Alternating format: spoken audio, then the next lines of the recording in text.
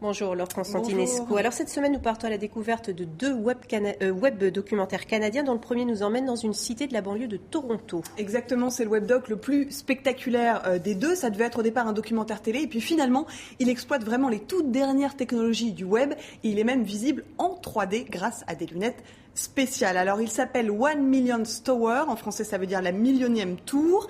Les réalisateurs sont en fait partis du constat que plus d'1 milliard d'êtres humains aujourd'hui habitent dans ces tours de béton, que beaucoup d'entre elles sont aujourd'hui en très mauvais état et que pourtant, les habitants ne manquent en général pas d'idées pour améliorer leur lieu de vie. Alors, ce webdoc a pris le parti d'être hyper local. Dans cette cité de Toronto, l'équipe a réuni les habitants avec des architectes pour qu'ils travaillent ensemble à des solutions de réaménagement. Ensuite, animateurs, graphistes et développeurs web ont donné vie à ces idées en créant des animations. C'est le webdoc lui-même avec la souris et avec les touches flèches de votre clavier. Vous pouvez voir les transformations des espaces autour de ces deux tours. Et puis, vous pouvez aussi accéder évidemment à diverses ressources, des textes, des photos et des articles.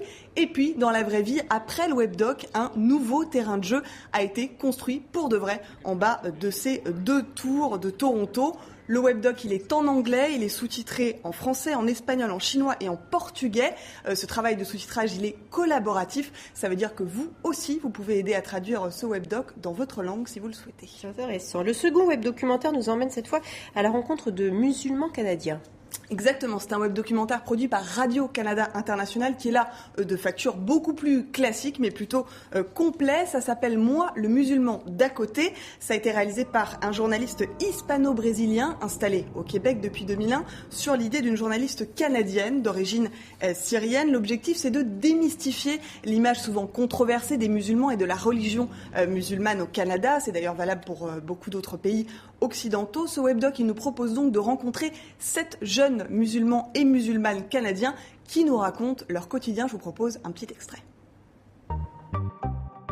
Avant de me convertir, les questions que je me posais, c'était des questions existentielles.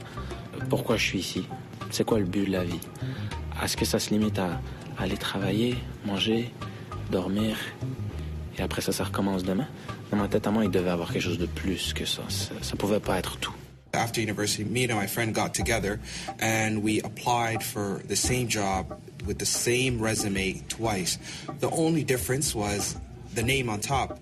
So I put my full name, Fouad Abdi, and the next resume I put Frank Henry. Frank Henry got a call. Fouad Abdi did not get a call. So I understood from there that, employment was going to be a challenge because of my name. Alors, à signaler en bonus la visite d'une mosquée, la découverte des rites musulmans et puis un lexique qui va de Hamdoulillah, Dieu soit loué en arabe, je vais y arriver, jusqu'à Zakat, la charité, qui est le 3e pilier de l'islam. Donc, c'est vraiment très documenté. Merci beaucoup, Laure Constantinescu.